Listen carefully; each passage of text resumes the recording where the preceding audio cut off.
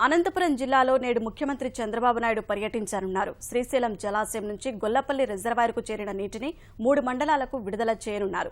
ముందుగా గొల్లపల్లి రిజర్వాయర్ వద్ద గంగా పూజ నిర్వహించనున్న చంద్రబాబు అనంతరం మడకశిరలో డ్వాక్రా మహిళలకు చంద్రన్న పసుపు కుంకుమ కార్యక్రమంలో పాల్గొంటారు. రాయలసీమ జిల్లాల సాగు, తాగునీటి అవసరాలు తీర్చే హంద్రినీవా 2వ దశలో కీలకంగా ఉన్న గొల్లపల్లి జలాశయానికి కృష్ణమ్మ నీరు చేరింది. పెనుకొండ, హిందూపురం, మడకశిర మండలాల సాగు, తాగునీటి కష్టాలను ఈ రిజర్వాయర్ తీర్చనుంది.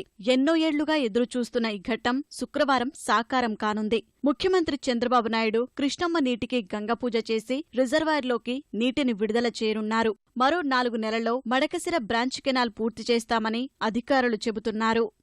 ముఖ్యమంత్రి గారి ఉద్దేశం అంటే గొల్లపల్లి ఆయన ఇప్పుడు 2 సార్లు విజిట్ చేశారు.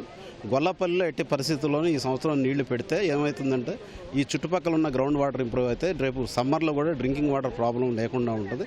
అందుకనే చెప్పి డిపార్ట్మెంట్ని సమాయత్తం చేసి తొందరగా పూర్తి చేసి మార్చిలో కంప్లీట్ చేసి మడకశిరకి తీసుకెళ్లాలి.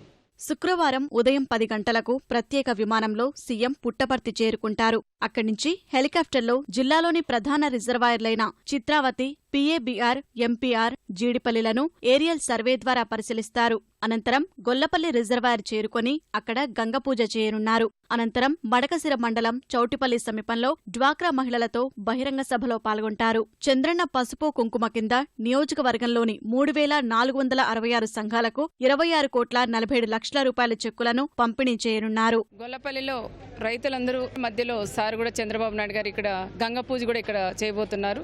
గంగ పూజ అయిన తర్వాత పైలాన్ ఒకటి కట్టారు. పైలాన్ కూడా ఓపెనింగ్ అయిన తర్వాత పబ్లిక్తో రైతులందరితో కూడా ఇక్కడ ఒక బహిరంగ మీటింగ్ కూడా ఏర్పాటు చేశాం.